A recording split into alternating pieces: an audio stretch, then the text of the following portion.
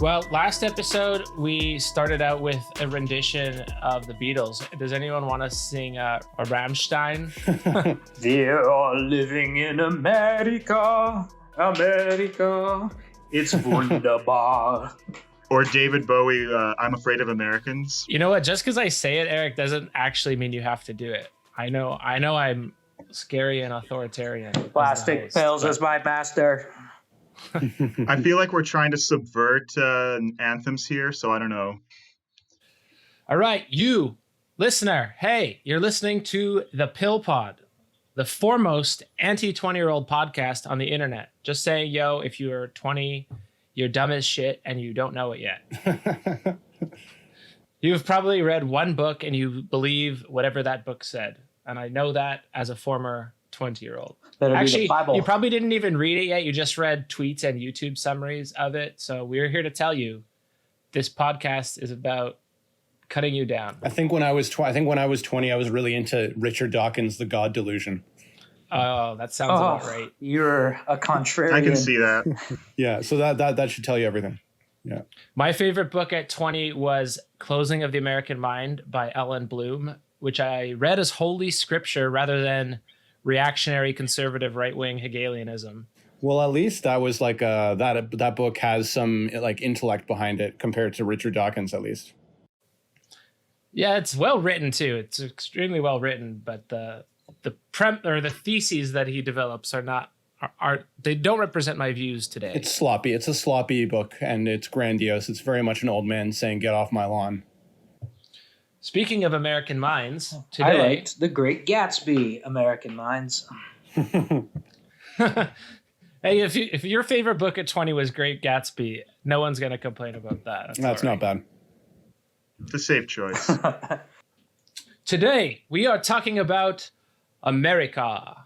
We are not in America geographically, but America is certainly in us. And it's the center of our world, culturally speaking. We're in the Americas, plural. With us is Noam Chomsky's grandson, Eric. How are you doing, Eric? Hey. Elizabeth Warren's nephew, Victor, politics guy. Okay. And this is going to confuse you because today we actually have two Victors. We're going to call the other one, we'll call him Iron Curtain Baby Victor. Sounds about right. Yeah. unless you have a better idea, we could do the Latino versus the Romanian Victor, or we could do tenor versus bass Victor. To be fair, most of my relatives from the Iron Curtain are now in America, so you can just call me American Victor, maybe. That'll be simpler for today's topic. Yeah. Kentucky. I was wondering today about the etymology of the word Kentucky. Do you know what it is? No, I don't. No. I didn't look it up. I was really hoping that Victor I thought you were going to have a fun fact. We'll have to crowdsource that one, but yeah, I just know like the capital Louisville is Lowville, and people will look at you very confusedly if you say Louisville. It's also not the capital. Louisville would be a French origin, right? Probably. Yeah, so just make sure you say Lowville, and they won't look at you funny. And for all those angry Kentuckians out there listening to us, the capital is actually Frankfort, Kentucky, not Louisville. Well, I mean the biggest city, so clearly, full disclosure, we are all Canadians here, so yeah. So they have a German capital. Their largest city is a French plant. Yeah. And we don't know the etymology of the word Kentucky. Anyway, okay. But yeah.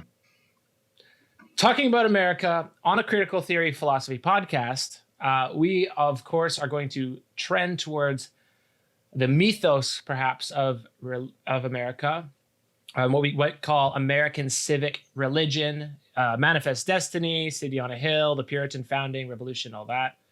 But just like you don't ask a fish about water, we don't ask Americans about America. You ask us. And there's a long tradition of European intellectuals shitting on America for being, myopic or naively optimistic, from Tocqueville to Adorno to Baudrillard. And now we have our very own European critic here with us. We've already mentioned him, Victor. Victor, what is your intellectual background or your research areas that are different from ours?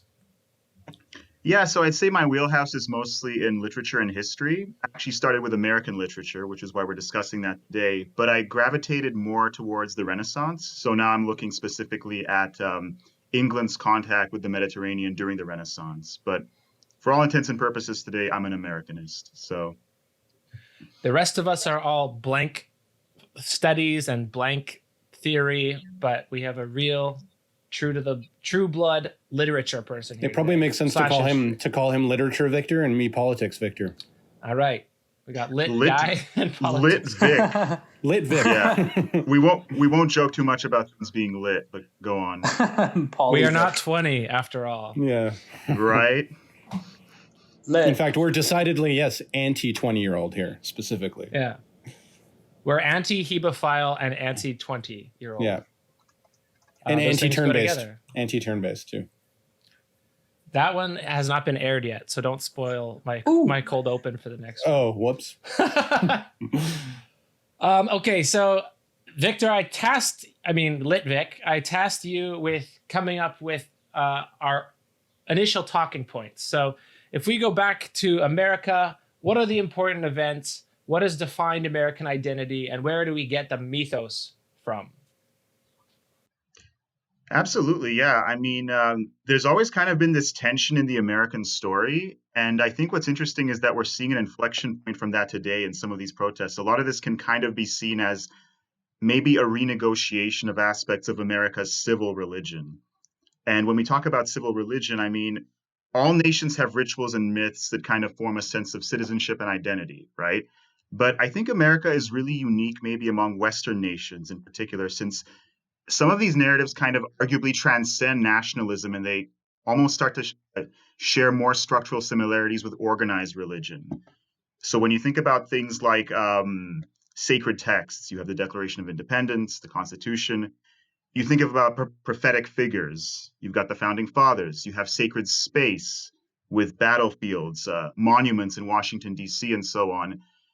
And of course, you have rituals and commemorations which keep this stuff fresh and which kind of renew this narrative for every generation. So the Pledge of Allegiance to the flag, not kneeling during the national anthem. These are the kinds of things that kind of bind Americans cohesively together in a way which has really kind of made America a very successful brand, right? Fundamentally, like it's projected its soft power beyond its domestic borders for many decades now. And to some extent, you could say this is deserved. I mean, America did fight the first successful colonial war of independence. It is the world's oldest modern democracy.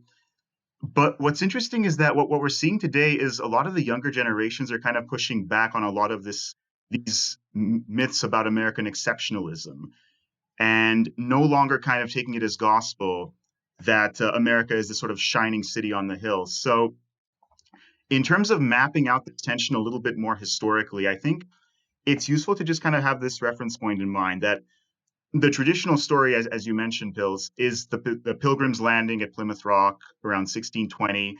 And this idea of America as originating with religious refugees, right? It was this nation founded on the ideals of religious freedom and rebellion from unjust government. But what people sometimes overlook is that the actual earliest English settlement in North America was Jamestown in 1607. And that was a trading colony. That points to the alternate history of America, which is this country founded on commercial interests, mercantile profits, and relevant to the legacy today, the human trafficking of millions of slaves.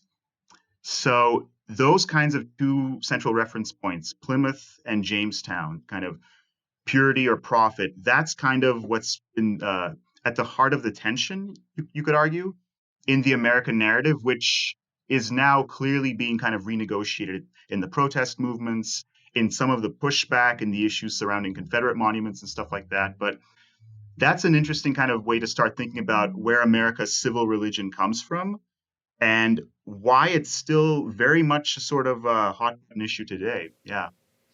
Well, that was a beautiful intro. So thanks for that. Yeah.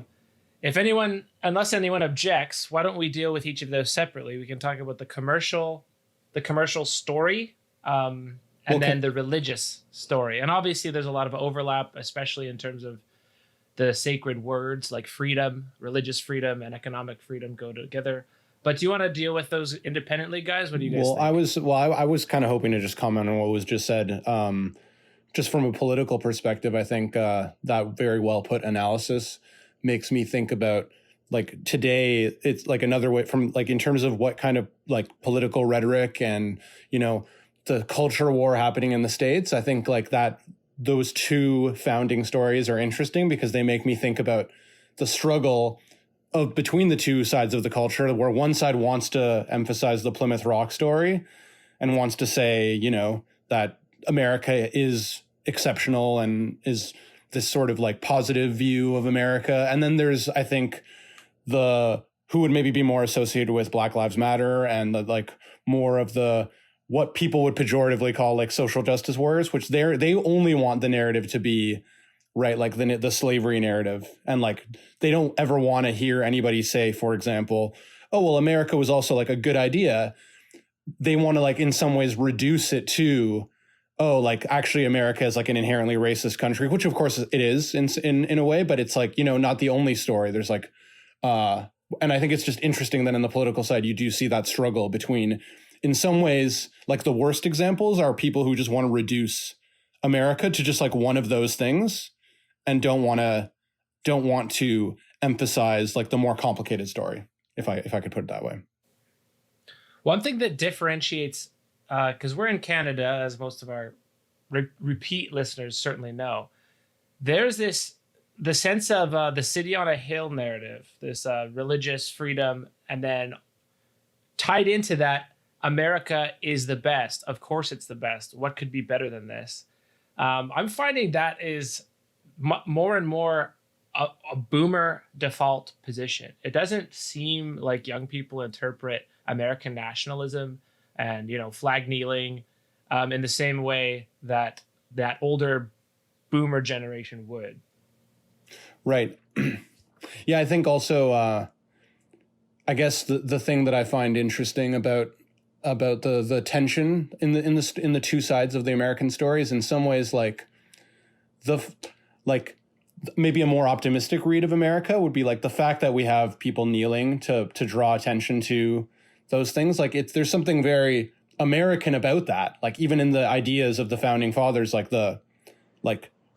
taking on your freedom. You're absolutely and right, using though, Victor, because I was just going to add that, protest is definitely kind of like ingrained in the DNA of America. And that's what's very interesting is like there are so many reference points to kind of draw from. It's such a complicated history of competing narratives that it's very hard to kind of ultimately rule out anything as being un-American in that context. And so that's why this stuff is constantly being renegotiated in terms of narratives and counter narratives, because nobody really has the last word on this stuff. There's so many communities throughout American history that each have their own kind of alternate history. Right. Yeah. In some ways, the whole working out of those two narratives is like very American in a certain sense, maybe. Absolutely. Yeah.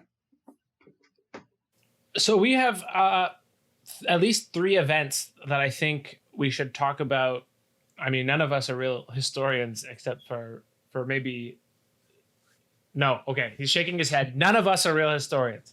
We're all Canadians. Let's leave it at that. Yeah. Yeah, we didn't learn this in school. We've got these 3 main events, though. We got Plymouth Rock, Puritans landing here.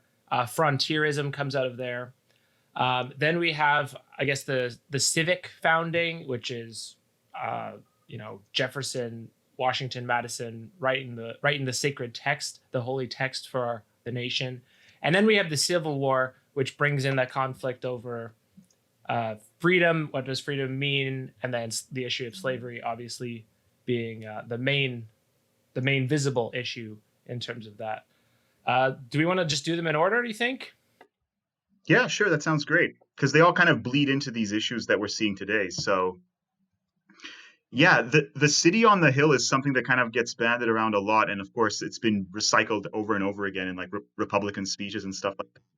But yeah, it comes from John Winthrop's speech in around 1630, I believe, which is he was kind of delivering a sermon to the Puritans. This was way before like the country had actually been founded, but he was reminding them that because they were one of the first permanent settlements in North America, that the rest of the world would look to them as an example, right?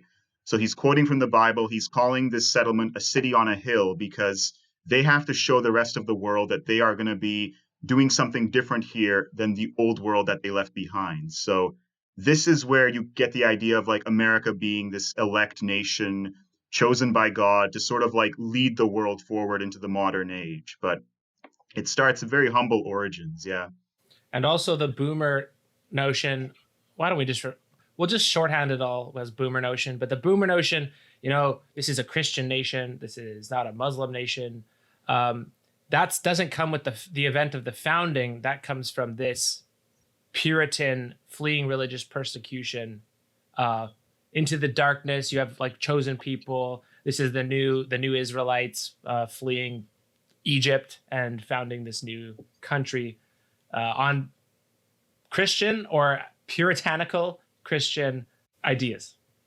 Which is what's so ironic too, though, because like the whole idea is that they were religious refugees fighting for religious liberty. Like right away, you have like different sects kind of being established. So even before like the U.S. itself as a country, there are. It's not like it's one unified religion even then. Yeah. Well, yeah, I think that's interesting. Like, and I think it speaks to the point, the thing I was kind of talking about before, that like anytime you dig a little bit deeper, like people will try to define like the myth of America in a specific way, whether it's a positive myth or a negative myth. And it seems like the struggle right now is like whose reductive story is going to win. But like ultimately, if you just like dig a little bit, you'll see that it's much more complicated than the reductive story that people like to give, whether it's a very negative story or a positive story. Well, that's the thing about myth, right? It doesn't need to be factual. It can be something less or something more than factual. Yeah. But that's what's in the background here, because we were talking about one of the most important kinds of myths, aren't we? The origin myth or the founding myth. Yeah. And what parallels would you point to when you're talking in those terms, Eric? I mean, what's in the background here is, I guess, as Canadians and outsiders, we're digging into the collective unconscious of America. So I was going to say, you're giving boomers way too much credit because they're not, their worldview isn't consciously based on all of this nuance and historical awareness. These sorts of stories have sank into the collective unconscious and they're passed down through generations. And, one of the things growing up in Canada, I always noticed about the States was that patriotism that we don't so much have in Canada, is that they're so proud to be American. They're this melting pot, right? But we're called the cultural mosaic. We don't melt everybody's myths into one sort of collective myth. We keep them apart a little bit. That cultural mosaic thing is totally our mythology, though. Like we're indoctrinated that in like fifth grade, grade 5, told it's hammered in. America's bad. They're a melting pot. They don't let people keep their identities. We let them keep them. We're like one of those things that babies have above their cribs when they're growing up and learning to articulate, and they're hitting at that spinny mobile above their bed. That's what I always associated with Canada. If I could sum it up in an image, that's our myth. Yeah, I mean, not to make this about Canada, but yeah, like I feel in some ways we have the benefit of like seeing that we're right next to America. We have the benefit of watching them put egg on their face, and then we can just define ourselves as being not that. Exactly. Yeah. We have listeners in the UK and Australia, and they probably have their own inverse relationship with the United States culturally. But ours is definitely we're like them, but we're better, and we're like them, but we're not as mean. And we never had slavery, so we're a better colonial. We had state. slavery, but it wasn't to the extent on an extremely small scale. Relatively. Yeah, it wasn't. But we have our own difficult racial issues as well, obviously. Of course, historically, with the indigenous and of course. We have our own genocidal. We're certainly not free of genocide, that's for sure. As Justin Trudeau was quick to remind everyone when he was asked about Trump's response to the riots, he deflected to Canada's own, backyard. Yeah. Yeah, well, he was the one kicking them off their land so that they could put a pipeline through like a few months ago, which feels like 10 years ago. Yeah. Anyway, sorry, a little bit off track. So if we can get back to this chosen people thing, we are going into face the darkness with only God on our side. Darkness meaning, the land. The land had to be tamed. They had to deal with the natural people, the savages, of course. Again, I'm talking in mythic terms, but it was them against the entire world because God had chosen them to establish a new way of living on earth, a godly way of living on earth. And maybe we can come back to that, but unless anyone has any objections, then we have the founding, the moment of the founding when colonies are established.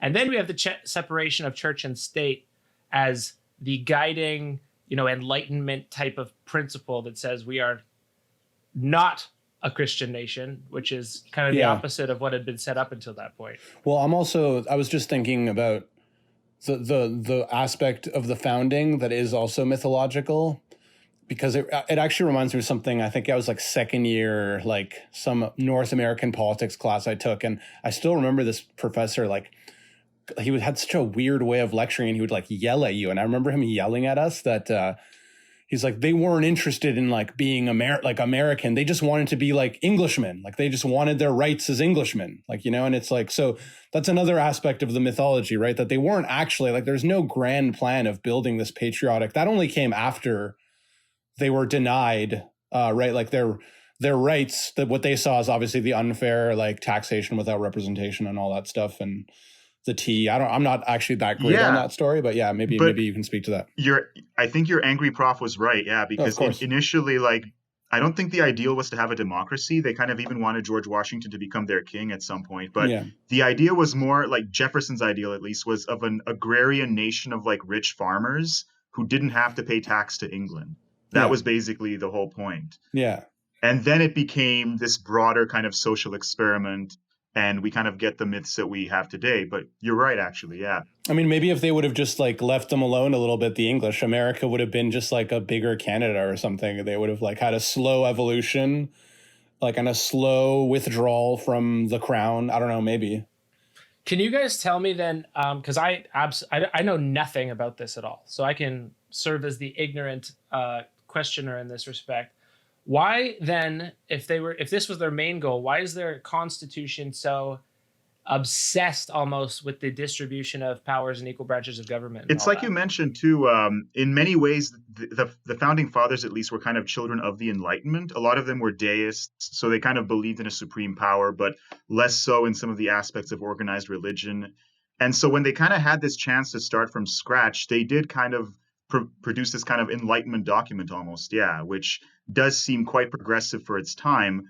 But you'll notice still that like a lot of the fine print still only talks about men owning property. It's still at the same time kind of a product of its time. So and obviously there it were is a lot interesting though. Yeah. And obviously there was a lot of debates among the founders, right? That's what the Federalist Papers are, right? They're just like constantly debating back and forth, like how to set up the Constitution. They were really worried about, I'm not good with who was arguing for what, but I know that some of them were very, very concerned about power and like they just wanted to avoid like another king. Like I think their goal, maybe you could correct me if I'm wrong on this, but I like the way I understand is their goal was to avoid having another situation which they just fought against the British for, right? Like they didn't want like concentration of power where somebody would start unjustly taxing everybody. So they had in the Federalist Papers, right? They're debating like how can we avoid that? Like that's like can we avoid concentration of power?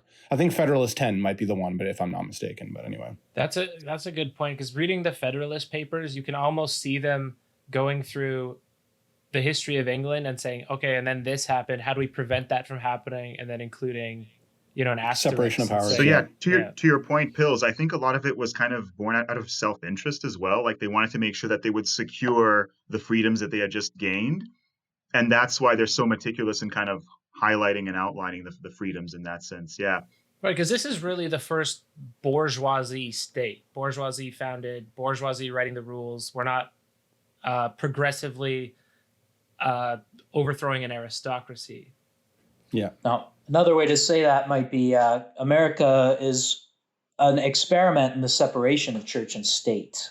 And as diverse as America's culture is, its political structures and thinking about politics are largely inherited from Britain, such as the division of judicial, executive, and legislative powers.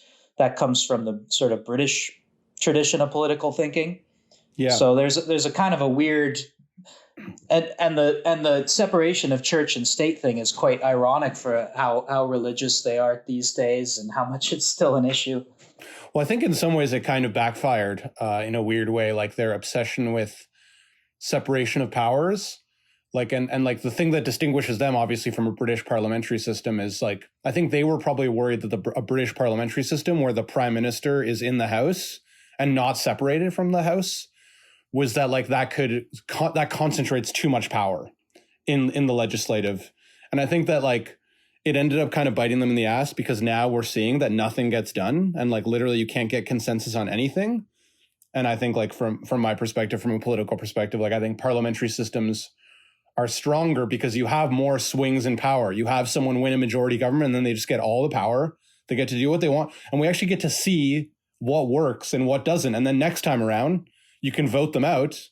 And then the next person actually gets an opportunity to do what they said they would do. Now, with all this separation of powers, they literally get no opportunity to actually like legislate what they promised because like nobody can agree. And then everybody blames everybody else for not getting anything done, but the system doesn't allow them to get anything done. Anyway, that's my like political institutional rant, which maybe doesn't fit. No, but you're right. Yeah. Whatever.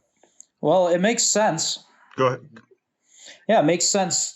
I think that not a lot happens, right, in that sort of political system, because as soon as you become unmoored from religion as a sort of moral guide to how you do your politics, you need a kind of cultural conservatism to step in as a guide for what happens. It's a lot like the way that English changed so much, whereas French and the Romance languages like that stay the same because they're so close to Latin. Latin was like their grammatical moral system that kept them the same. But to your point also, Eric, about like how ironic it is that the states are so religious today, I think that's directly a result of the separation of powers, because you see in countries like France or England, which did have like a strong kind of national religion, they actually became secular faster. Whereas in countries which didn't have a strong religion, like America and even Turkey, for example, they are still quite religious themselves, like among the people. So when something is sort of mandated by the government, people tend to lose interest, basically. That's a good observation. When they're free to practice religion, then like, it's much more resilient. And I think that happened in Canada too, right? Like we still technically have the crown as like a religious placeholder. And of course, we're more secular, I think, than America. Yeah. And the Anglican Church historically was more powerful in like Ontario, for example. Exactly. Yeah. I was reading today, I dusted it off, Alexis de Tocqueville's Democracy in America. And what you were mentioning there in terms of this separation, not being able to accomplish things, was I think he called it the tyranny of the majority, about a third of the way into the book.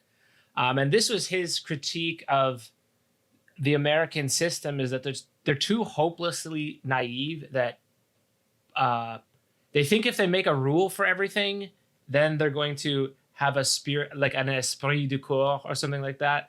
Whereas he was comparing it to, he's a French aristocrat, of course. So he's comparing it to France. And in France, he's saying like, we have a unity that they could never understand, basically because they're so, what's the word? They're boxed in so much by their common sense and self-interest that they don't have any imagination, basically, is what he says about them.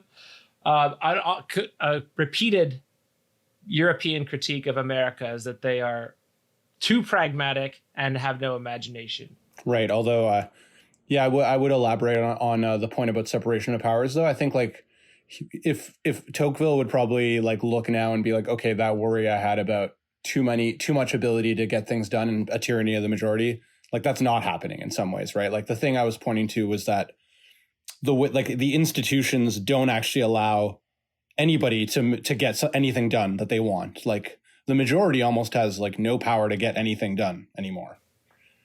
What do you mean by that? I think I see the states as having basically two versions of one party. The problem is like even when someone elects a president, right? Like they run on all these things, but then they also have to, like, in order for the party who wins president to actually get anything done, they would have to win presidency, the Senate, and the House of Representatives. If even one of those things goes to the other party, then automatically you can't get anything done. But the parties are the same, and neither of them want actually to do anything. Right, but they keep but especially lately, they keep blocking everything that the other party tries to do, and then like nobody gets anything done because they're just using the institutions to like prevent the other party from getting credit for getting anything done. So like I think the problem is that you're a politics guy and I'm not, but yeah, don't you think the system's working according to what the founding fathers wanted in preserving like bourgeois landowner business?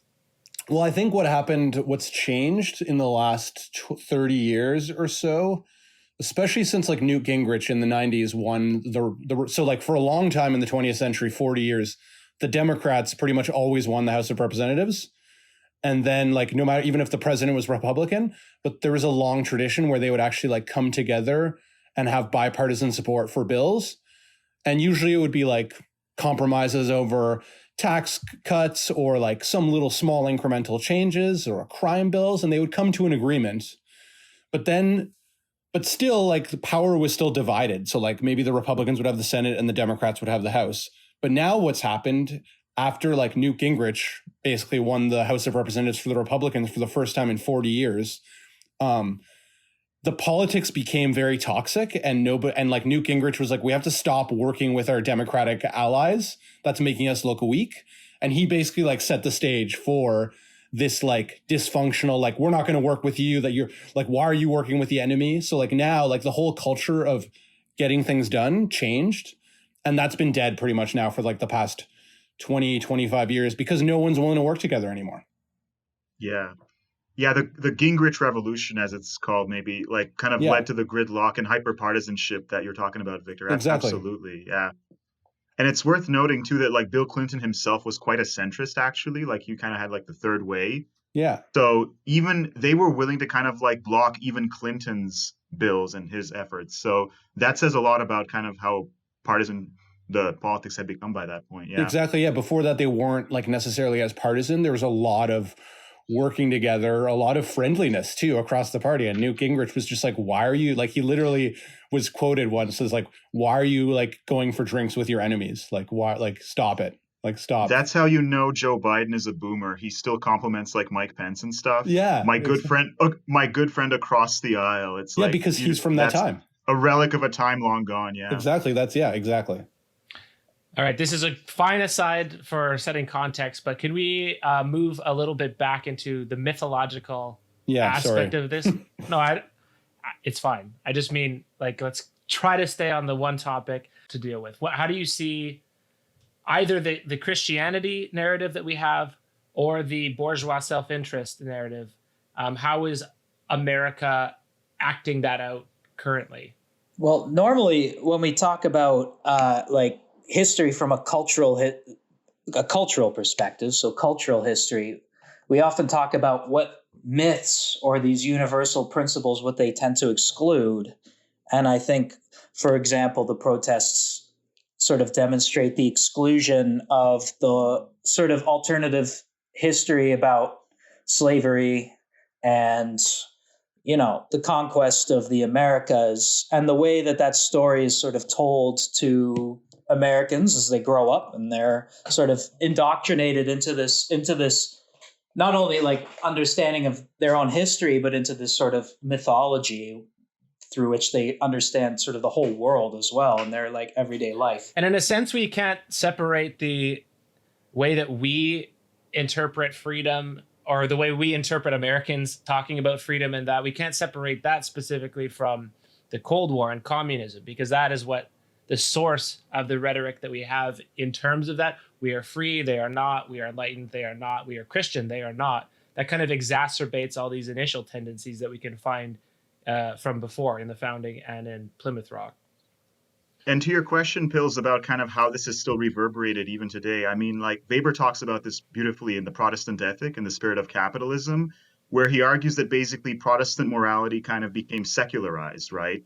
Yeah. And that's why even today we kind of follow the almighty dollar in the US and free markets are kind of sacrosanct. That's still sort of the legacy of this idea of Protestant hard work kind of granting you and guaranteeing you a place in the afterlife, basically, which became secularized and led to the sort of hyper-capitalist, you know, neoliberal state that the US still is today. this is a perfect way to transition over from that religious story to the story of money, the story of capital, and capital that is released from the aristocracy.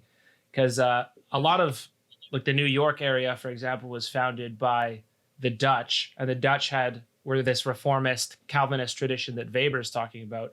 They had no interest in culture and civic religion. Basically, they were going everywhere in the world that they were going, Indonesia, South Africa, just to extract resources and take them back home. And then you get this sort of bald, cold-eyed, let's make some money here and get GTFO. Yeah. So probably to understand America's position in sort of the world right now and the colonial history of America, we have to understand that sort of myth of manifest destiny. And now today it's kind of gone global and cultural. And also the American dream, that what you were saying, the releasing of money from the aristocracy, and now it's all sort of up for grabs. And the Protestant work ethic can give you this: if you work hard, you'll have upward mobility in America, right? And my Right. favorite book when I was 20, The Great Gatsby, is all about the American dream, and you could point to that as one of the myths that developed probably pretty close to the way America was founded, on this sort of idea of the American dream and empty space, wilderness, land. Come work the land, join your labor to it, and it will become your property. Right. And it will serve Anybody you. can make it. And Yeah, emptiness, empty space in quotes, of course, because Yeah. the entire place was populated. And that goes back to my point. What is left out of these myths, right? All of Native American history is left out. Slavery is left out. Colonialism and domination is all left out, right? Well, Go on. So I was going to say, I wonder if, like, I guess we kind of said this before, but like myth is maybe, like, by definition, its function is that it leaves things out. You couldn't have a myth that is like a nuanced picture of reality. I think so, because it's not I mean, I'm a semiotics guy. Okay, so it's a semiotic resource, right? And it's not neutral. That's right. It's not neutral. It has a bias. It has a bent. And when we buy into it, it affects the way we think about things, because it affects the way we sort of express ourselves and the way we understand our social reality. Here's a controversial question, which maybe you'll want to cut out. I don't know, but like, do you think that there's, like, is it also the case that like there's a counter myth happening right now, or that like wants to reduce America to just like racist, or is that not a myth? Or is it functioning mythologically and to some extent? Maybe that's too controversial. Well, this is a good question, because I was thinking today, like, when I heard, you kind of hear this stuff when you're younger and you go, when you're 20, when you're a dumbass, you hear like America's a racist state, and you hear that as a 20-year-old and go, okay, yeah, like this person has an agenda. Sure, racist things happen, but it's not a racist state. But America is a racist state. It is. Like the laws, the very first laws that they wrote down were to protect the ownership of people as chattel. Right. And that is like in document day one. Even though it says, self-evident, all men are created equal, but men were landowning males only, and white males, yeah. But isn't it also the case that like built into those documents was the ingredients to push back against racism, to like, right? It's like, isn't it also the case that there's like a path dependency to the way that the Constitution and all these things were written? Yeah. That basically built the groundwork to to undermine racism. Yeah, that's the paradox, because you have Martin Luther King, of course, quoting "all men are created equal." Exactly. So like, it's just that's what I mean by like you can't reduce America to like one of these two things, right? Either like a shining city on a hill, or like a racist. Of course, it is racist. I mean, that's undeniable, and just for the reasons you said. But reducing it, right? Like it's also an idea that allows for negotiation and changes and triumphing over injustice as well. And that's the great debate today as well, over like, what do we do about George Washington and Thomas Jefferson, right? Because as we know, they were slave owners. They had this as well. But Is it true that perhaps they were looking towards future generations when this would no longer be the case? We kind of view their more complicated legacy. Yeah, this is still very much being negotiated. Right. I don't know. I don't know if I want to keep that in. I feel like I could get canceled for like asking that question. I don't know. But it's an important question though, Victor, because like, yeah, this idea of like, how deep does the racism go? And these questions now about maybe even removing Washington's statue, and like Jefferson himself, like he had like children with his slaves. Like it's crazy because when you do like DNA tests of Jefferson's descendants today and there's like family reunions, it's very awkward because some of them are white and some of them are not so white, and it's like they're clearly all descended from Jefferson. Yeah. So like even in like the literal DNA of the country, this stuff is so messy and so mixed. Yeah. Yeah. I can trace my family back to the Mayflower. Really? No. The Canadian Mayflower. Victor, I don't actually want to take that question out because I don't think it's a wrong question to ask. Okay. But then I guess the question is, how do you define a racist belief in a racist age? And were they writing these laws specifically? And we could move into the Civil War in these sorts of discussions. But were these laws that appear to be written to defend commercial interests, and commercial interest in this case means the ownership of people with skin that's darker than white? Can you base a society on that? Did they do that? Can you just call it commercial interest and say they weren't trying to be racist and try to excuse them in that way? So those are questions. I don't know the answer to them. And no, those are good questions. You can't bring morality into history, transplant it on a one-to-one ratio as if these things are the same things that they were talking about in the way that we're talking about them. No, of course. And I think, that example, that's just like obviously led to incredibly racist outcomes. But I was also more just thinking about how, like, the American story is both the story of colonialism and destruction of indigenous people and like slavery. And it's also a country of, all amendments and freedoms and like the tools to fight against those things eventually, right? And it's the country of Martin Luther King just as much as it's the country of David Duke. I was reading, like I said, Tocqueville says there's three races in America, and he has a whole chapter on the history or the future of the three races: the Indian, the Negro, and the Anglo-American. And he was pretty horrified by the treatment of the blacks and the Indians, or Negroes and Indians as he called them. But he was horrified by this, and he wrote it in like 1850 or so. And he said like he basically said what I'm saying. This system is designed to have these people in the position that they're in, and they're so miserable that they don't know how miserable they are because their entire history has been completely erased. They don't hear the language of their fathers. They only hear the language of the master. They don't have the African gods. They only have this one god that they have to serve.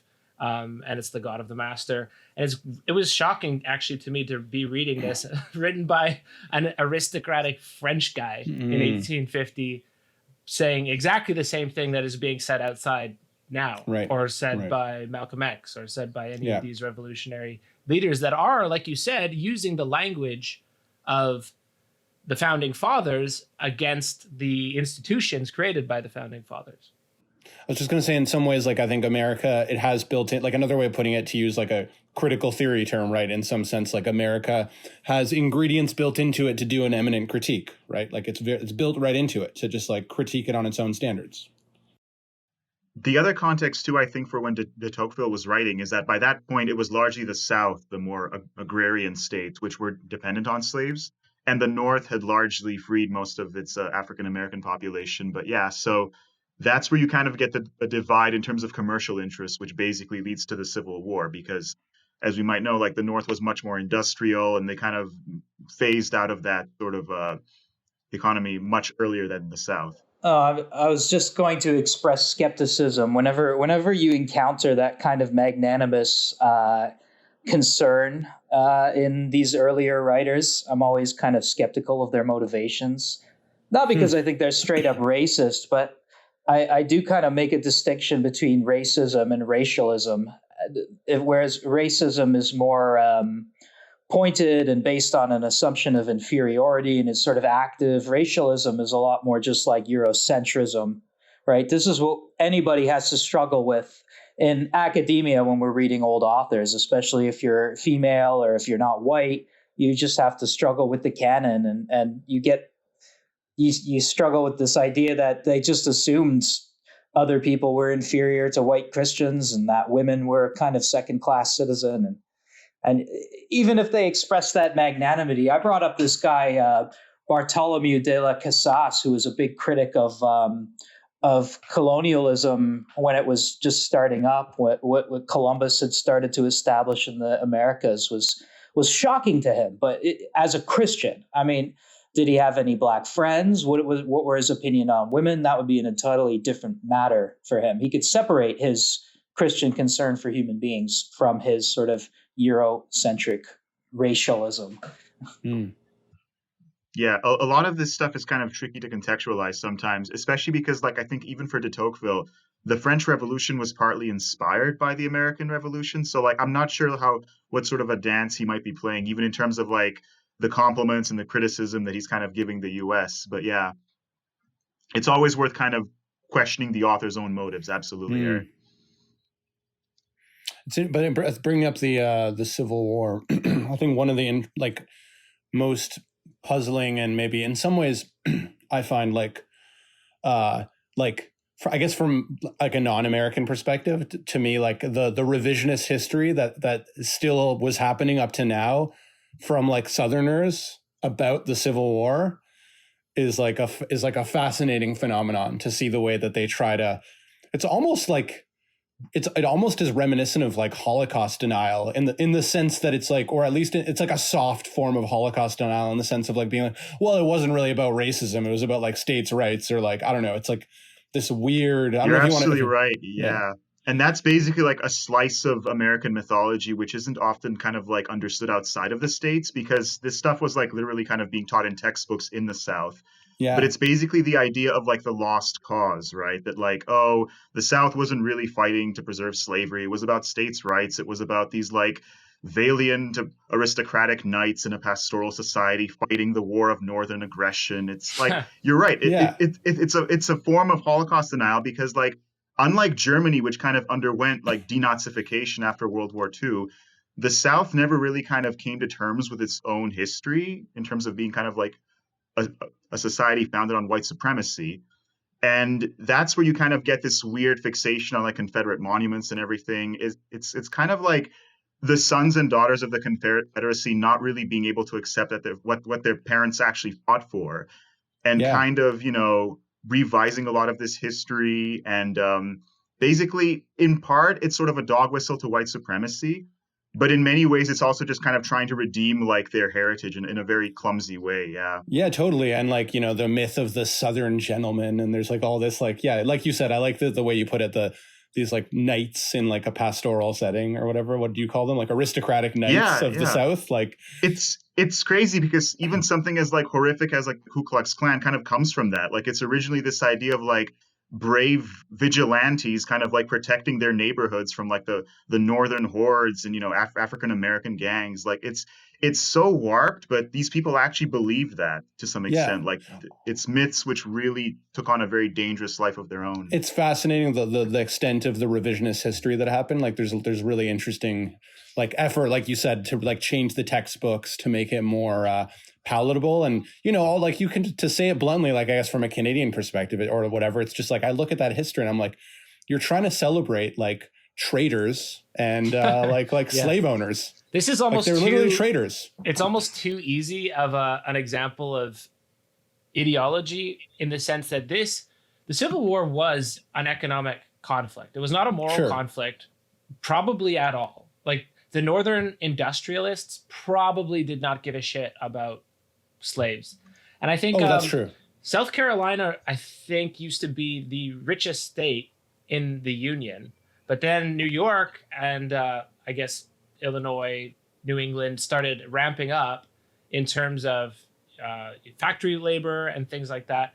So I guess the moral issue with slavery probably comes into there Yeah. in a sense. But in another sense, the Civil War never ended. It's a war of city against country.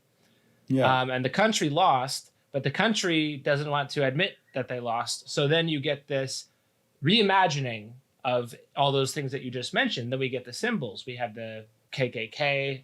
We have the monuments that are every time a monument is put up, it's because like a black mayor was just elected or something like that. Or taken down, you mean? Or? Right. No, put up. Oh. Like they're put up even in the 90s. But then you have Right. I saw this on a YouTube video or something, but it's a graph of when all the monuments were put up, and it's like during the civil rights movement, then there's a huge boom of statues put up. They're extremely reactionary in the most crude possible way. It's like, no, this is the history, but it's completely a veneer over this actual material conflict over ownership, which is a kind of a bourgeoisie conflict. So all is not well in the bourgeois ideology state. Well, I think you bring up a really good point about the fact that when the statues were put up, because like what we're seeing now, obviously unprecedented, and I think to be celebrated, like huge changes. Like I think more statues are getting taken down now than there have been in a really long time. And a lot of people are like, well, we can't forget our history, but I think it's so important to remind people, well, no, these aren't like statues that were put up like right after the Civil War. Like a lot of them were literally like middle fingers to Black people during the Civil Rights Movement to remind them, to be like, oh, like, remember this history? Like, yeah, like actually, it wasn't some old statue that's been up for like 100+ years. I'm not very well versed in world history, but is there any movement like this of traitors and losers just being celebrated like this? Like they didn't even do good in the war. Yeah, that's. It's kind of like naming a New York's airport like Bin Laden Airport or something. Like it doesn't make sense when you look at it that way, of course. But like that's the thing. Like the Confederacy kind of won like the shadow war in that sense. They kind of got reappropriated into sort of the mainstream. And I think maybe this can be explained back to this idea of like American Revolution being ingrained as one of the founding myths too. It's like, if you reinterpret this as like, oh, this was just like the second American Revolution, they were fighting for their rights, this was about like individualism, that's why these like symbols of like white supremacy can kind of be reappropriated into like symbols of broader American mythology, like, oh, the Confederate flag representing this idea of like anti-authority and individualism, and like it has broader signifiers than what it actually means. That's why perhaps it's persisted so long. Right, you're right. They really do co-opt like those original kind of founding myths of like don't tread on me, but then like applied it to their kind of like Civil War mythology. They co-opted that original mythology of like America versus the British. And that's why it's so hard to kind of like call somebody out for racism in that case, because it's like, no, my ancestors didn't fight to protect slaves. They were like fighting for their land. They were too poor to afford slaves, or like whatever bullshit like you might hear. So it's really messy, but it's very encouraging to see that like even NASCAR and like corporations like that have kind of found this to be like, okay, this is like a toxic brand. We can't be associated with like the Confederate flag or these things anymore. Yeah. Yes, I actually saw that that even in Mississippi in the state house, it was a bipartisan bill introduced from both Democrat and Republican to change the flag. Because if you guys Google the Mississippi flag, the Confederate battle flag is actually part of the Mississippi flag. So they're going to change it potentially. And you kind of think, like, how is this not done until now? Yeah. Why does it take? I'm not. As a non-American, it is hard to like. In my mind, it's just like, the significance of like the swastika and the significance of like a Confederate battle flag to me. Like, I don't know. Like as a non-American, they just like don't like what they were fighting for. Like, just doesn't seem that different to me. But obviously, I'm not an American, and certainly not. Have you guys heard of the movie The Birth of a Nation? Oh, I don't know. Yeah, why is this heralded so well? Because it has good panning techniques or some shit. It's like the Triumph of the Will, but America version. Absolutely, yeah. That's a big reason of like why you get this flare up of like neo-Confederacy and stuff in like the 1910s, because like there's this like cinematically very accomplished movie, The Birth of a Nation, which was made around then, and it's all about romanticizing the South, the Klan being like heroes defending their wives from like the Northerners and all that. And there's this amazing scene there, which is like the main character sees his sister or something being like harassed on the street, and he's like, it's a silent movie, so he's kind of like thinking this in his head. Oh, I wish there was some way that I could protect the innocent women folk of this town. And he's like, he sees some kids playing with sheets as ghosts, and he's like, I got it. I'll put a mask on. I'll form a group. We'll be like vigilantes. And it's literally like Batman realizing he has to like put on a mask to fight crime. It's just LARPing like, from day one. Yeah, no. And then that's how you get like these like Batman wannabes kind of like putting on white sheets and then like, you know, spreading hate crimes. So like that's actually, that movie alone was like responsible for so much of this revival of like the neo-Confederate stuff. Yeah. This is like the Homer of the American South.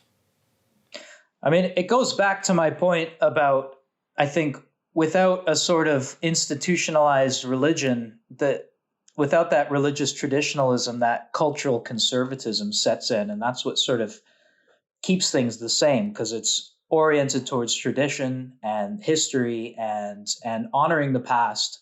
And when movies like that become sort of inexplicably popular, even when they're not great movies or their kind of content is great, they feed into this conservative mythology, I guess you could say, not political conservatism, but just conservatism in the sense of like traditionalism.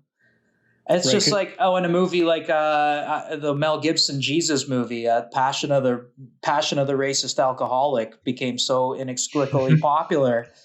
It's because it repeats this old sort of myth that Americans just love.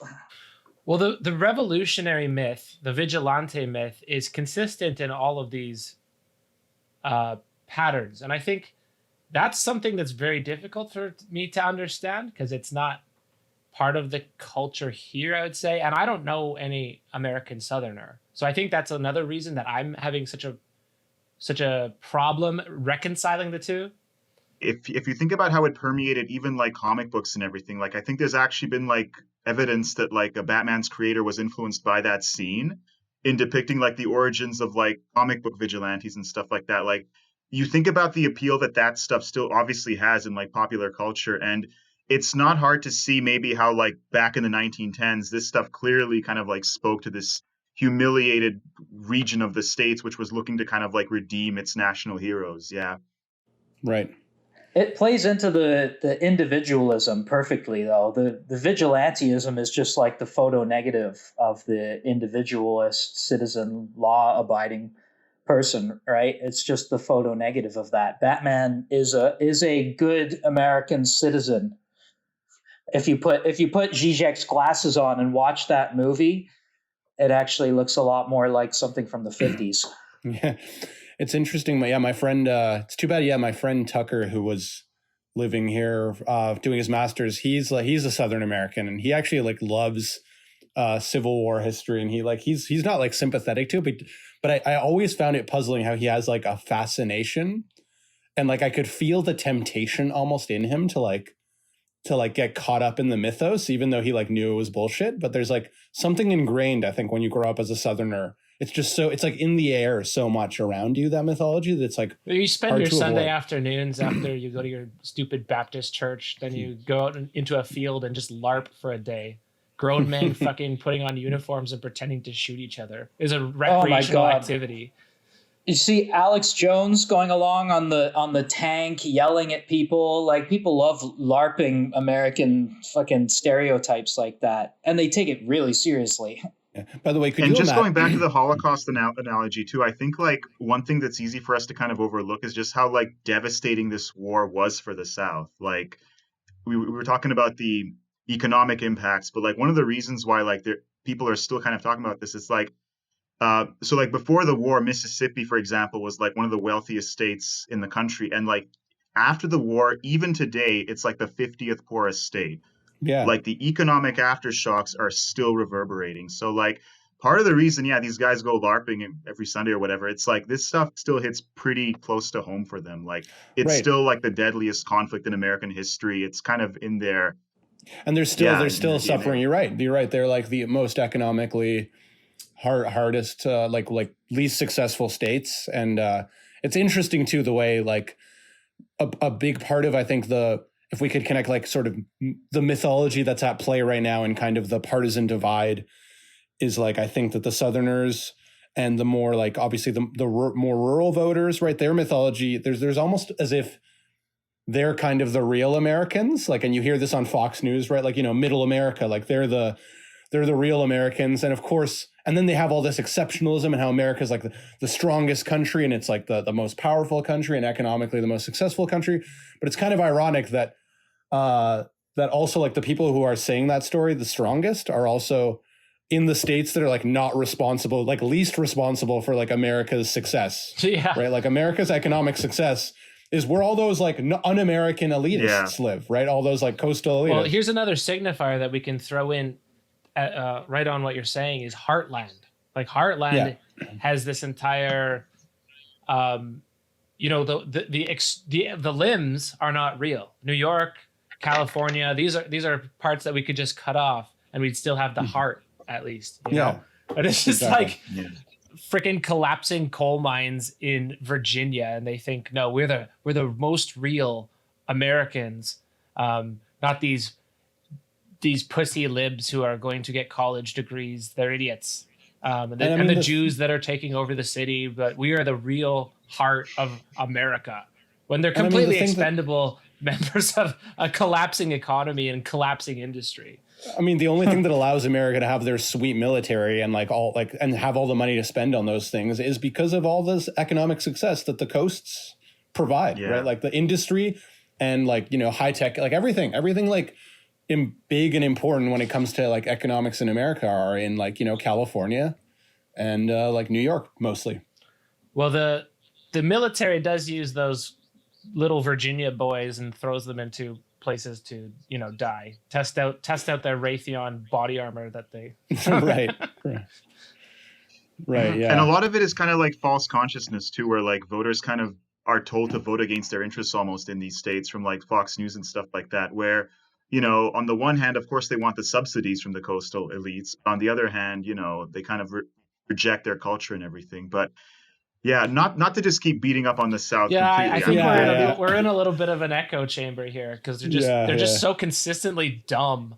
Part of the reason why, part of the reason why it is like still a fascinating region is that like it does actually have like a lot of character. It's got like probably the best food in the States. Like that's where like all American music comes from. So there's a lot to redeem there. It's just kind of like when you see things flare up like they have in the last few weeks over like these dumb symbols from like the 1860s, that's where the question marks come. Like, what's going on here where like this is still a thing? Yeah. I should also add, of course, that like that delicious food and that great music is probably also Black America, Black Southern America. Yes, rock that's and the other roll, thing, baby.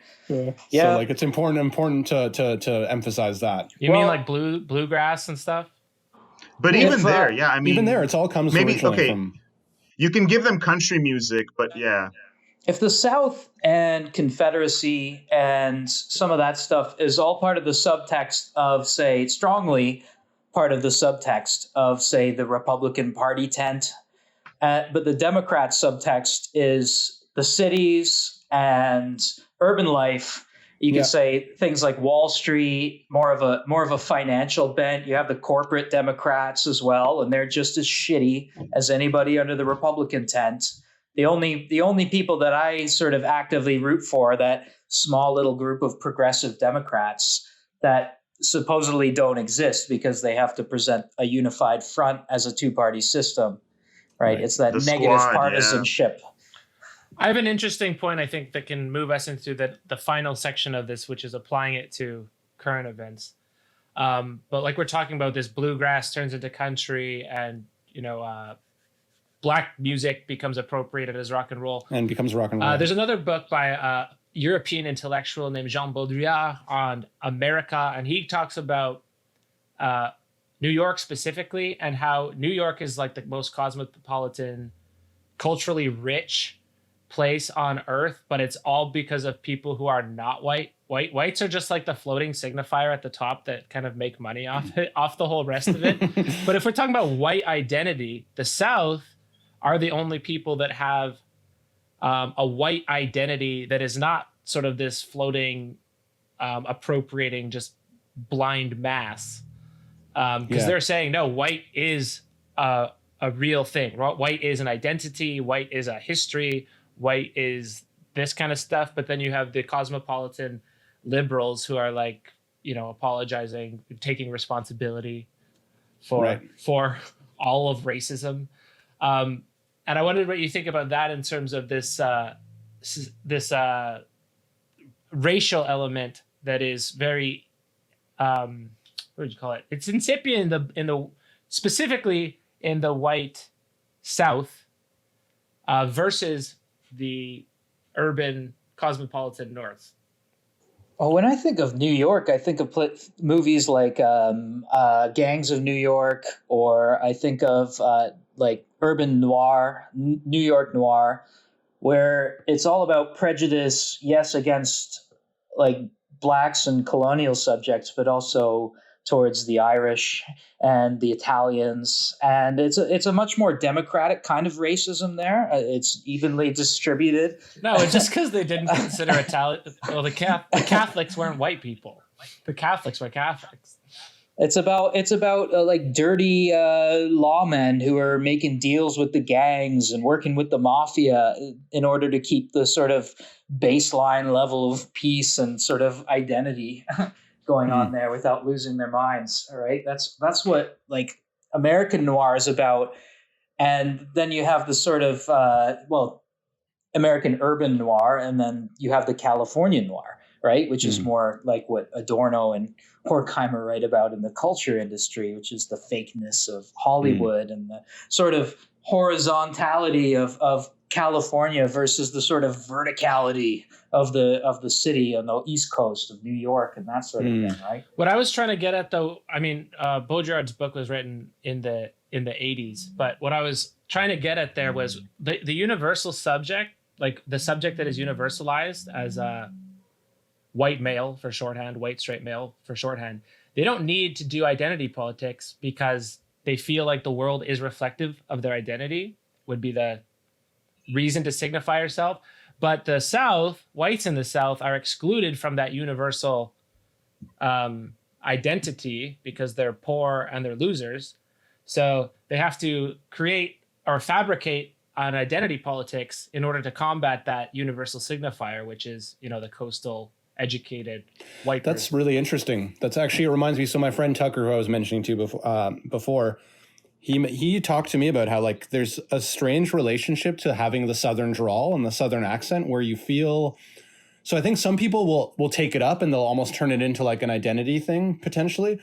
But then like anyone who wants to be like an intellectual and maybe join that universal subject, like it's very important to get rid of that accent. Yeah. Right. Yeah, it's easy to forget that like Stephen Colbert, for example, is from South Carolina. And he basically had to like get rid of that accent to be successful in media. Yeah. And actually, that's why a lot of Canadians end up getting hired to be like journalists, like anchors in the States, because like Canadians are seen as having like a neutral accent, like Peter Jennings was Canadian, right? Like, Midwestern accent, just like a generic. You don't want anything to place you, right? Because you have your sort of, it's like in England, right? You have all the local accents, and you have the sort of British news anchor English. It's the same in the States, right? You don't want anything to identify you. It's like when you watch Friends, right? They all sound normal except Joey. He's got the accent, right? But he's an idiot, so it's fine. Right. Well, I think we're close to something that could be called critical theory here. So we're dealing with a universal, and if you don't fit that universal, then you attach signifiers to yourself. In terms of identity politics, I'm not saying identity politics good or bad, but the Southern reaction is definitely a reaction of being specifically excluded from that. Right. No, that makes a lot of sense to me. It kind of reminds. And what Eric just said is really good. Like, you don't want to be placed. That placement, the second that you can be identified by the accent, by your skin color, by your sexual orientation, whatever it is, the second that you are placed, then you almost have to justify being. You have to justify why you are there. And this could be a way of explaining the mythology of the South is they need a justification for existing, having lost and having been embarrassed. And Or of course, if you want to be taken seriously, you could just be a stupid womanizer. Hey, how you doing, huh? yeah. But like, I guess, and I think the another way of like fitting it into a lot of the polarized discourse we're hearing today, right? Elitists, right? That word is used all the time by middle America and those who feel. And I think, what we're identifying as this universal subject is, I think, may potentially like that's the elitist, right? Like the elitist is the person who fits into this like universal free floating subject. And of course, middle America, they feel resentful of that that they're not part of that. So they're like, well, I'm just going to assert my, hokey set, like middle America, Midwestern or Southern. Yeah, exactly. So it's like, that's kind of a way of reacting against, or I think that's what they mean when they're talking about the elitist, right? Is like this. And that's what's so tricky about applying identity politics as well to white identity in particular, right? And that's why people like Richard Spencer can kind of troll, Black Lives Matter and say, well, we can have our own kind of like tribe then. Yeah, it's because like to this point, like the South was ethnically more cohesive in terms of like their white identity more than other places like New York or California. And that's why there's still this sort of like long-term slow burning crisis of like, well, what does that mean to have like white identity in relation to the universal subject? Yeah. Right. Is it intrinsically racist to affirm your history? Like this is still being negotiated. Yeah. It's totally. Very tricky. Yeah. But in the absence of like a more mainstream solution, that's where you get like, again, trolls like the alt-right basically like coming up with extreme stances in this context. Yeah, there's something about embracing that identity, because when we're talking about myth, we can talk about mythic signifiers, and when people use, their cultural myths in order to, well, what does anyone use myth for? It's to control their sort of life world, their semiotic space. So you have all of these oppositions that you have to rise above: your north or your south, your urban or your rural, your east coast or your west coast, your black or your white. You have to, as the universal subject, you have to try to rise above all of those things. And you can go out LARPing, but that's expressing the mythic signifier. That's being in control. That's compartmentalizing that and making it sort of cute and quaint and part of your history, but you are above it. Really, it's just saying, I'm here. I'm here too. Yeah, it's I'm just thinking about this that term elite, and it's kind of also interesting to note how it doesn't necessarily have anything to do with like having money, right? Like, of course it does often, but like I'm reminded of if you guys know the humorist Fran Lebowitz, she like used to hang around with Andy Warhol. She's sometimes on like, I forget, I think she's on talk shows. She's been trying to like write a new book for a while, but failing. And she had this comment about she's been trying. I don't know if have you guys heard of her? Like Fran Lebowitz? No, she's like a this New York like Jewish like really funny lady, and she once was quoted as saying something about like in response to this question about like elitism and America, do they really hate the elites? And she's like, well, some people think about like people with money, and it's like, no, Americans love people with money, right? Right. And she says, no, like what they hate is smart people, right? It's like, we don't want any smart people, which is obviously like her tongue-in-cheek way of saying like, and she was talking specifically about like electability, right? Like in vis-a-vis Trump, right? Like he has money, but he's not an elite in a way. For whatever reason. But then you also have this anti-college thing. Like exactly. My stupid daughter went to college and she came back and now she's a communist, or, that sort of narrative that you hear. Or even now, yeah, like the joke is that. Go ahead, Victor. Yeah, I was just gonna say, like even now with COVID, right? Like this weird polarization between following medical advice and not, and like wearing a mask. It's like that's become politicized, and if you like wear a mask, that means you're like an elitist or like a liberal or something like that because you're like following what experts say. This kind of that is an interesting thing to bring up too, like the way. The idea of the expert and the elitist and the elite and how those things are tied up in this sort of like mythology of distrust. Did you guys see the Palm Beach Commission on like Florida mandating masks and what the reaction was from like sort of locals? No. Did they bring their guns to the civic building?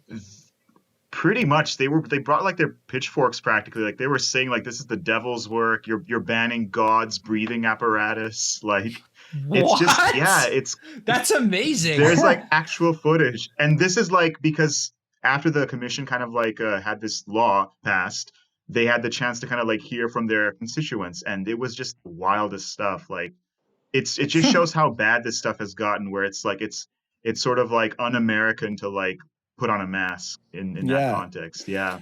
And in Florida right now, as we're recording this, I was checking. I think today they had like 9,000 new cases just today. Like Florida is exploding with COVID.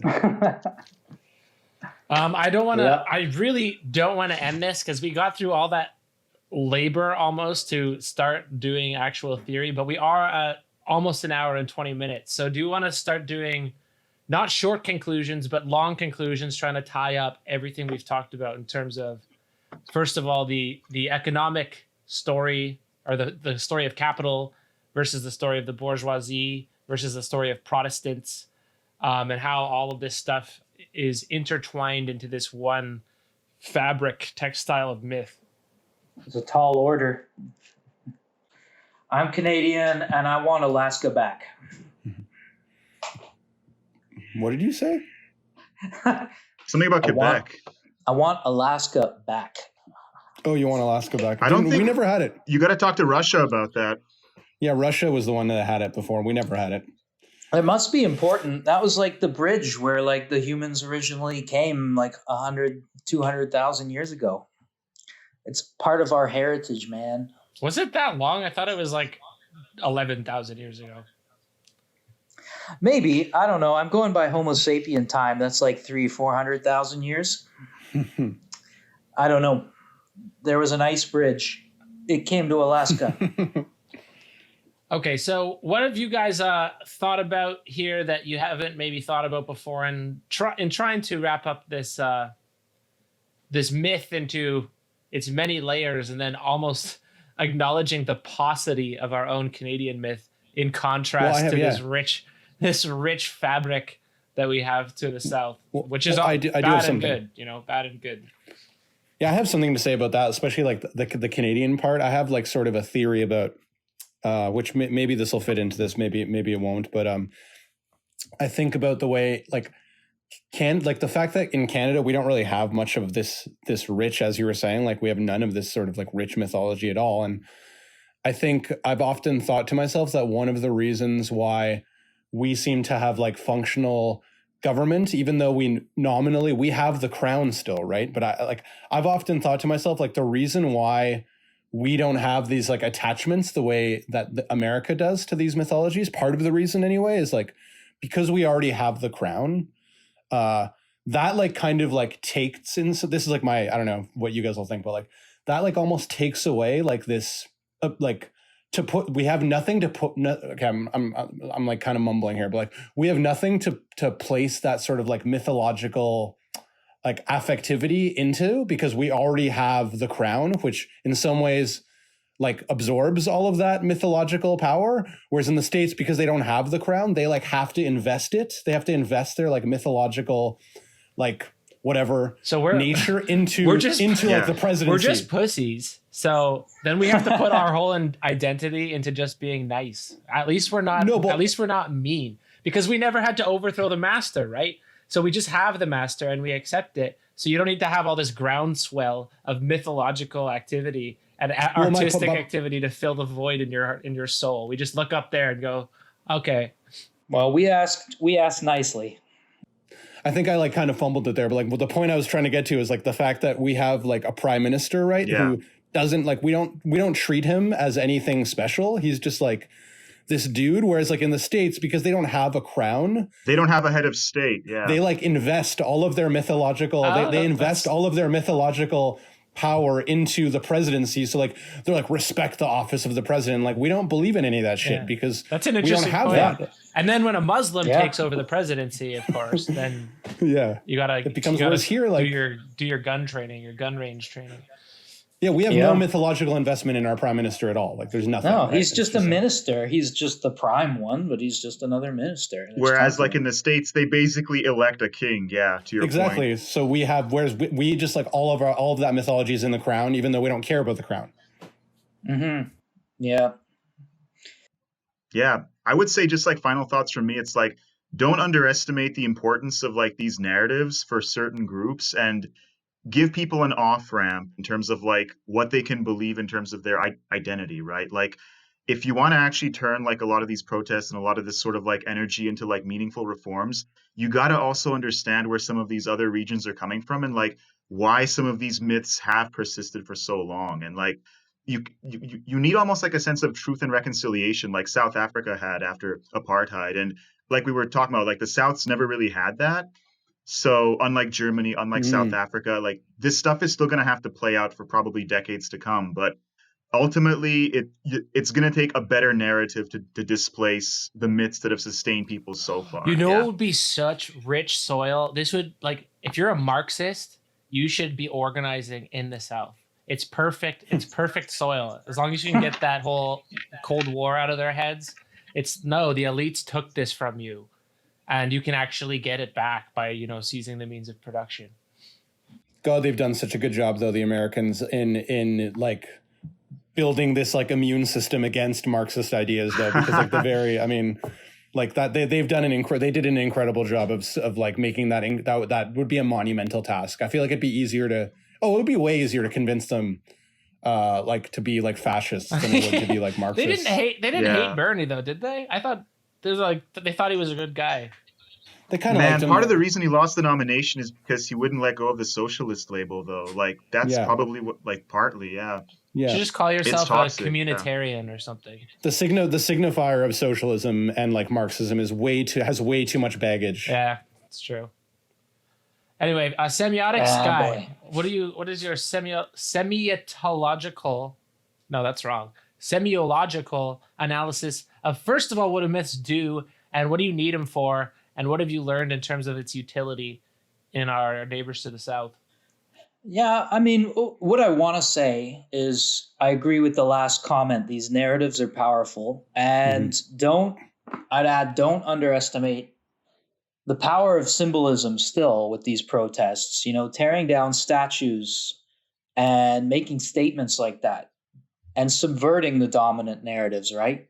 Yeah, all that's what I want to say, but also, I mean, that's all like long-term slow stuff, and climate change is going to fucking kill us all before any of that really solves any problems anyway. So I got to stay true to myself and be like, whatever's happening now with COVID and all this other shit, it's just a symptom of climate change and global warming, and we're all fucked. So you're nothing if not consistent, Derek. That's my message. You're looking at the long game, Alaska. That's the next story. We need to get it back. If I could also add one other thing, like kind of speaking to this, is like I also think it's pretty important. Like I think we've been kind of belittling the South a little bit here. Maybe a lot. I don't know, but I think they deserve it, though. You know, yeah. I trying think to understand it. Yeah. I think it's also important though to like, if we want to change people's minds too, like, which is kind of speaking to what Litvik was saying, like we do have to be careful about the way we do it. Cause I think, it's in some ways I'd want to have a principle of empathy, like having empathy for the fact that these things are really important to people. And like, that makes it difficult as much as we might think it's ridiculous, especially from like a Canadian perspective, the mythology, like, I think it's important to go in and have some empathy for like the role that these narratives and these mythologies play in people's lives, kind of like the stabilization or like the ontological security it gives them for like how they think about the world. And like, it's going to be hard to change anybody's mind if we're just stepping on it and peeing all over it with our crude jokes. And So to our listeners in the South, if you're feeling bad about yourself for all of this stuff, just go out and buy a Hummer, right? What will make you feel better than buying a giant army vehicle that can burn loads of gas and gets like 1 gallon to the mile? If you don't agree with us and you feel bad about yourself, go grab a wife and give her a SUV and have a bunch of kids. I will wager to guess that not a single one of our listeners owns a Hummer. I hope not.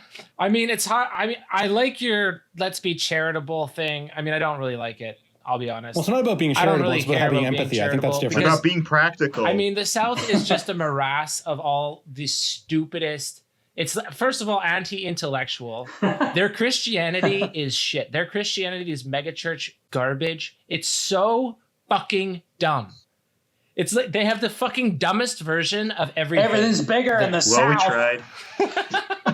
So much. So yeah, we tried. We tried.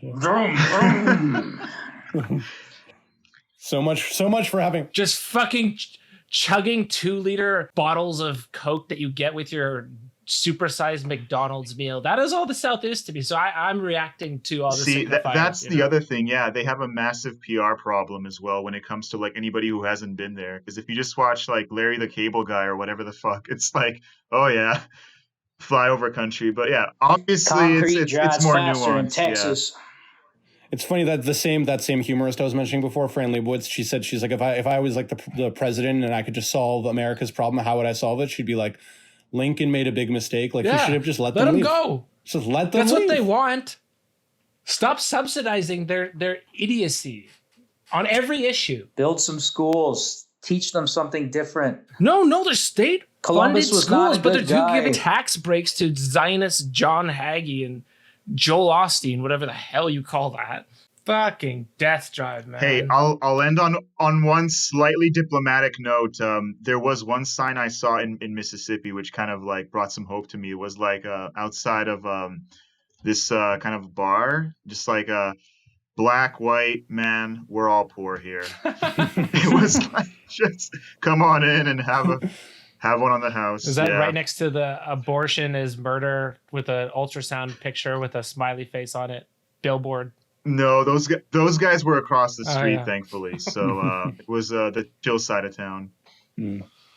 All right. Well, I hope we didn't have fun at anyone's expense. I do enjoy Southern barbecue, though. Obviously, good bourbon, good barbecue, music. All right. We should revisit the topic of narrative and identity, probably with respect to a different narrative that we might know more about and maybe feel less elitist when we compare ourselves to it. Maybe I feel like I should have invited my friend Tucker, the real true blue Southern American. Please here. don't let him listen to this. I said some things I shouldn't have. Although, is there such a thing as a podcast which isn't elitist? It's tough to say. Yeah, I don't know. Well, maybe COVID will change all that. It's our new national pastime. Making podcasts. By the way, I was thinking before, like, I don't know, this maybe you don't put this in the podcast, but I was like thinking about I'm gonna put it in. ridiculous. Off the record. I was thinking about how ridiculous it would be. Like, could you imagine, like, when we were talking about like the revisionist history of the South, like, could you imagine if there's some campaign in Canada to like rewrite the history of like the residential schools and be like, no, that was like about education, like, which I guess some people do say that, but there's not like a mythology about that, right? Like, could you imagine a mythology of like of great educators? We saved their souls. We're also we're just not as good at telling stories either. So like, in some ways it's worked in our favor. We're just not that interesting in terms of national myths. I mean, but Victor, there's pros and cons. You're right in bringing that up because that's the analogy. Like the worst thing that ever happened in your country, let's mythologize it and say, oh no, they were just, fighting for freedom. We were just trying to spread education. It's progressive education. We tried our best. We made a few mistakes, but ultimately we were just trying to educate. Spreading smallpox with education. I mean, wasn't it Trudeau who just apologized for that a few months back or something? Yeah. No, for the residential schools, like a formal apology. Yeah, I don't know. Well, the last one was closed not too long ago. Surprisingly recent. Eric, you're our resident Trudeau whisperer. Do you know when he said this? No, I don't know. I think it was part of his electoral platform. I'm going to legalize weed. I'm going to apologize to the Indians, and I'm going to be real handsome. That was his 3. Um, you mean the indigenous, of course. I know. I was just being a curmudgeon. Yeah. All right, you curmudgeons. Victor, literature Victor, thank you very much. We'll have you back. Perhaps one of your other areas of expertise So from semiotics guy, politics guy, and me, plastic pills, please don't hate us for hating on the South. You know, it's low-hanging fruit. We shouldn't be punching down, really. We should be focusing. But it's just mostly you, though. We should be focusing on the horrendous people that matter. Jordan Peterson, Michaela Peterson, our worst exports. If anyone's listening to this podcast who's in the South, like I'm sure that they're probably into critical theory and probably wouldn't necessarily be that offended by this. Yeah, they probably know better than us. We should do a call-in thing where they can call us. We should do a call-in. Then they can just tell us, stop shitting on us. We've been shit on by everybody else already. Yeah. You're all sitting in your Jeeps at your gas station, getting your Wi-Fi, listening to our podcast. Okay. All right. Bye. Bye. All right, okay. I guess we're signing off here. Cool.